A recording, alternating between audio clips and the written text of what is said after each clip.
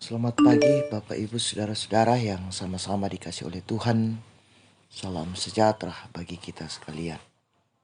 Kita berjumpa lagi lewat Renungan Harian Toraya, edisi Sabtu 30 September 2023. Sebelum kita menjalani kehidupan kita hari ini, kita bersekutu membaca dan merenungkan firman Tuhan. Namun sebelum itu kita berdoa. Puji syukur Tuhan, kasih dan anugerah-Mu Engkau boleh nyatakan kepada kami. Sebelum kami menjalani kehidupan yang Engkau karuniakan kepada kami Tuhan, kami mau bersekutu, membaca dan merenungkan firman-Mu. Bersabdalah ya Tuhan, kami siap mendengarkan firman-Mu. Di dalam nama Yesus Kristus, itulah Tuhan dan Juru Selamat kami yang hidup. Amin. Bacaan kita pada saat ini dari Injil Matius pasalnya yang ke-9 ayat 1 sampai dengan ayatnya yang ke-8. Ayat yang ke-6 saya akan bacakan. Firman Tuhan berbunyi, "Tetapi supaya kamu tahu bahwa di dunia ini Anak Manusia berkuasa mengampuni dosa. Lalu berkatalah ia kepada orang lumpuh itu, bangunlah, angkatlah tempat tidurmu, dan pulanglah ke rumahmu." Amin. Judul renungan kita, jangan putus asa. Jangan pernah mengalah terhadap keadaan, apalagi berputus asa karena merasa usaha yang terus-menerus diperjuangkan selalu berujung kegagalan. Tidak ada yang dapat disangsikan dari Tuhan sepanjang kita yakin dan tetap setia berjuang dalam iman yang sungguh-sungguh. Saudara-saudara, ada sebuah kisah seorang parubaya yang mengakhiri hidupnya karena sudah putus asa terhadap penyakitnya. Segala upaya pengobatan telah dilakukan berujung sia-sia.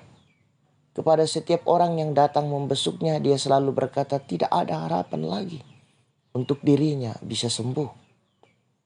Keluarganya dan setiap pembesuk terus memberi semangat dan harapan untuk tetap optimis bahwa jika Tuhan perkenankan pasti akan sembuh. Namun semua itu sia-sia. Akhirnya ia memaksa untuk keluar dari rumah sakit dan kembali ke rumah.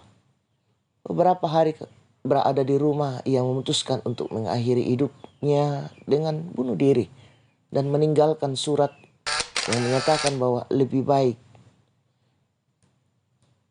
mati karena tidak mungkin lagi sembuh.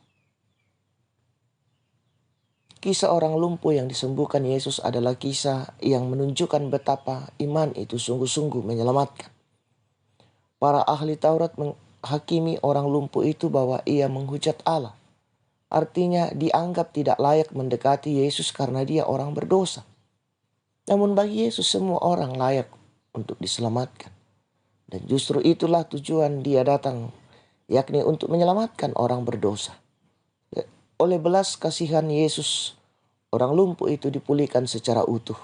Dia sembuh secara fisik sekaligus dosanya diampuni.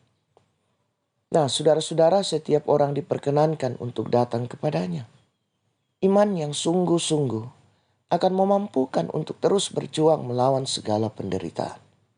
Yakinlah bahwa oleh iman, dia akan menyembuhkan dan menyelamatkan kita. Amin. Kita berdoa. Terima kasih Tuhan, waktu sejenak Engkau anugerahkan kepada kami untuk mendengarkan firman-Mu. Allah Bapa di dalam sorga, kami serahkan seluruh kehidupan kami Tuhan. Pada saat ini, dalam berbagai tanggung jawab dan rencana hidup kami, Engkau memberkatinya dan menopang kami Tuhan. Allah Bapa dalam sorga, seluruh hidup kami Tuhan, kami pertaruhkan ke dalam tangan pengasihan Tuhan. Ampunkan salah dan dosa kami. Di dalam nama Yesus Kristus, kami datang berseru kepadamu. Amin.